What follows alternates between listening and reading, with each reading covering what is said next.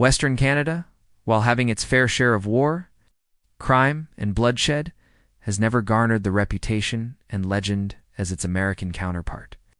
When one imagines train robbers, for example, they imagine the James Younger Gang or the Wild Bunch, both groups operating in the United States.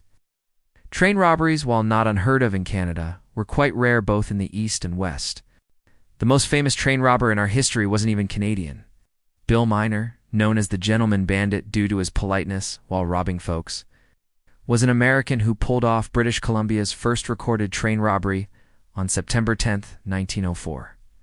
Likewise, the last train robbery in Canada was not carried out by Canadians, but rather immigrants to the country. What made Alexander Olof, George Arkoff, or Thomas Bassoff come to Canada in the early 20th century isn't known for certain. But it was a time when the Canadian government was trying to entice more European immigrants to settle in the West, largely comprising of many Eastern Europeans, including Ukrainians, Russians, Poles, and others, coming in droves to make new lives for themselves on the Canadian frontier. Alexander, George, and Thomas were all Russian immigrants. It is not known if the three knew each other prior to coming to Canada, but whatever the case, they soon formed a close friendship in looking to make easy money, decided to hatch a get-rich-quick sort of scheme. They planned to hit the train that passed through Crownest Pass in Alberta, close to the Canadian-American border, hoping to secure enough loot to put them up for life before escaping to the U.S. on August 2, 1920. The three men went to the town of Lethbridge, where they boarded CPR No. 63. For the first half an hour, the men were quiet, talking in Russian among themselves. Then, once they reached Crownest Pass, they drew their guns. Going through the passengers one by one, the men threatened to blow holes in their heads if they didn't part with all the valuables they carried. Naturally, the terrified people compiled.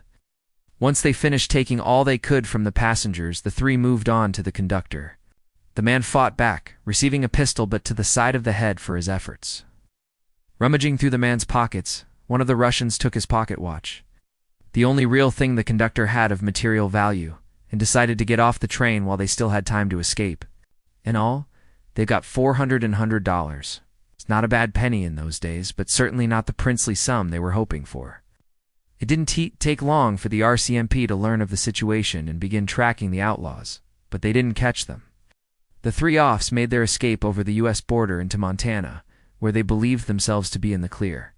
But for whatever reason, George and Thomas made the decision to return to Canada, while Alexander, perhaps realizing the stupidity of the move, stayed back on American soil. A day after their return to Canada, August 7th, the two men were spotted at Bellevue Cafe, enjoying coffee. Almost immediately, the RCMP were tipped off, and two constables, Fruin and Bailey, along with a corporal named Usher, walked into the cafe to make an arrest, Bailey and Usher having their pistols drawn. When the two outlaws saw them approach, George went for his sidearm, killed on the spot by Fruin. Using the distraction of his comrade's death to his advantage, Thomas managed to wrestle Usher's gun away from him and get a shot off, killing the man with a bullet through the chest. Usher fell into Bailey, knocking him over. Bassoff shot him dead before turning on and killing Fruin. With the three officers out of the way, Thomas escaped, again trying to make it to the American border, but this time it was too late. On August 11th, Thomas Bassoff was apprehended by an RCMP detective while in Crownest Pass attempting to hop over the border. Put on trial for murder and robbery, Bassoff was found guilty and sentenced to death by hanging on December 20th, 1920. As for Alexander Alof, he evaded law enforcement for 3 years before he was arrested, all due to trying to pawn off the conductor's pocket watch in Portland, Oregon. The watch, engraved with the name of its owner, Samuel Jones, was called into authorities, and Olof was duly arrested, shipped back to Canada for his punishment. Put on trial and found guilty of robbery, Alexander was sentenced to 7 years in prison, but died midway through, ending this bizarre saga.